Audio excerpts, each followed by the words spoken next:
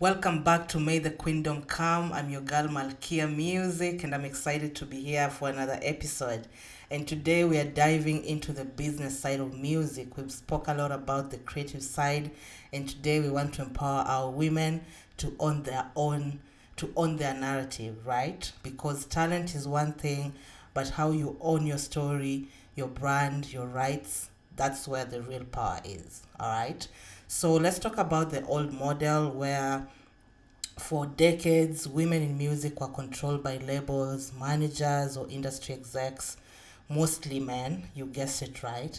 They dictated the image, the sound, the contracts, basically everything. Women literally had little agency or little say towards their music, their identity, their brand, and everything about their art. Yeah. But the digital era has changed that. Social media, streaming, and direct to fan platforms gave artists the power to control their narratives. Let's put that into context and highlight some women who have really, taught us and shown us that controlling our narrative is really where the power is as women in music, right? So let's dive right back to Lauryn Hill, breaking the industry mold years back, in the 90s when it was really male dominated and really controlled by, the executives in the industry who were male as well.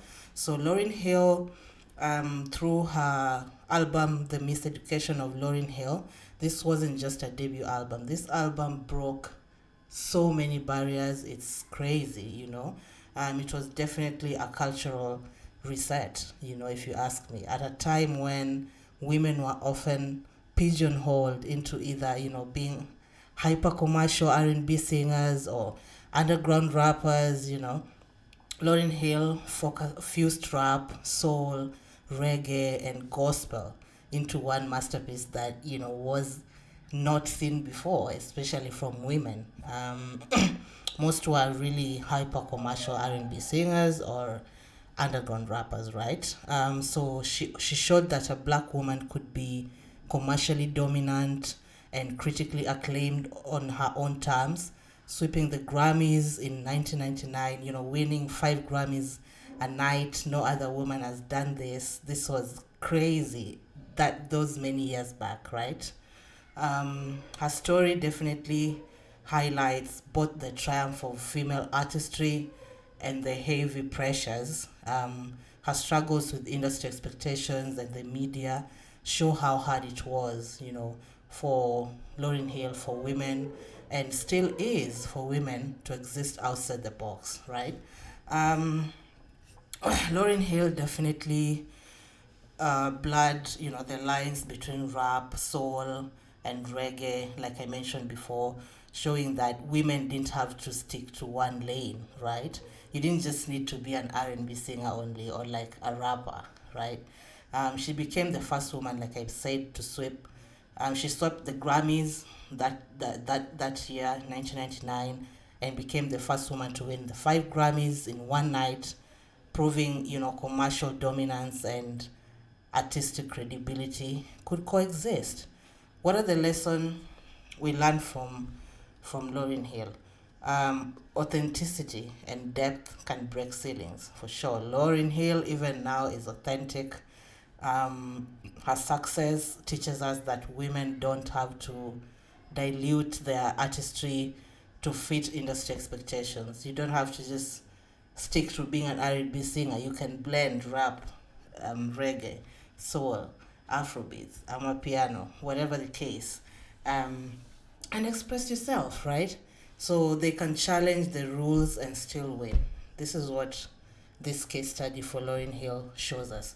Women can blend the challenge the rules and still win through the industry. Though the industry must do better to support them through the pressures that follow, being breaking these barriers, right?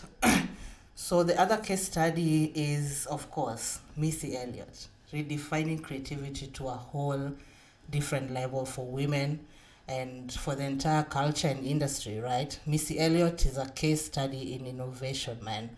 She wasn't just an MC, she was a producer, a songwriter, and visionary who turned hip hop and hip hop visuals and sounds upside down, man. You know, from futuristic music videos like The Rain in Super Duper Fly album to her production work for Aaliyah, Sierra. Um, Missy has proved that women could be the architects behind the music, right? Not just the face in front of it. Her influence has paved the way for genre bending artists today, and a lot more women being involved directly in the production of the music, the visuals, the marketing, and everything else, the touring, the performances. Women are now more involved in making decisions around that. Thanks to these women who paved the way, right? The other case study, I mean, for me, see, the lessons that we learn here are women can be architects, right? Not just performers. In the late 90s and 2000s, you know, Missy redefining that sound and look of hip hop changed things for so many women and for the entire industry. She wasn't just rapping, you know, she was doing all kinds of things and building a visual universe through her iconic Hype Williams directed videos, right? So this teaches us that women can be architects and not just performers. Missy shows that behind the scenes, roles like production, songwriting, and direction are just as powerful as being on stage. Her career challenges us to widen our definition of success in music for women. It's not just about, you know, having numbers, doing shows. It's about being part of the entire production and the entire of your and being in charge of your entire brand, right? Yeah. So the other artist who we have to talk about is Nicki Minaj and her power of persona and branding. When Nicki came to the scene, man, she represented the mainstream of female rap in the 2010s, and for a long time, maybe for over a decade, she was holding down, man. Like that's so crazy. Before Cardi B came in, Nicki was holding it down. You know, um, she built a career on versatility, switching flows, accents, and personas. When you look at Nicki's catalog, it's like 10 different people, man. Like she can go total Caribbean and come back total hardcore and switch up, you know, flows to total R&B and switch up accents and stuff like that. While breaking streaming records and holding the title of most Billboard entries for a female artist for many years, probably 7, 8, 9, 10 years, man. Like that's crazy, you know. So, but beyond numbers, her bubs, fan base showed how women in hip hop could command loyalty and cultural influence on par with male superstars. You know, when Nicki came in, that's when we saw like true loyalty for like a female artist. You know, especially a rapper.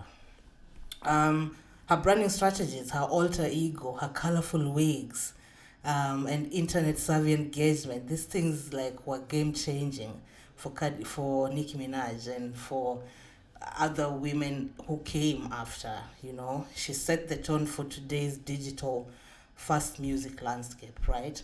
Um, Nicki definitely exploded in the 2010s, man, with mixtapes, then breaking into mainstream with Pink Friday, which was massive. You know, she juggled multiple personas, as I've said. Sometimes she was Roman, she was Barbie, she was Harajuku, you know. When with these personas, she delivered some of the most versatile rap flows in history, man. Like, it's crazy, man. Yeah, so some lessons we learned from Nicki are that branding and community building matters. Nicki proves that talent alone isn't enough. You know, how you connect, differentiate, and build culture around your art is just as vital. So for women artists, women in music, creating a strong persona can be both protection and power for sure. Yeah. The other person we can talk about is Caesar. Her vulnerability was her strength. Her Control project opened up new possibilities in R&B by centering vulnerability, anxiety, and imperfection as valid artistic expressions. Back then, excellence and perfection was really key.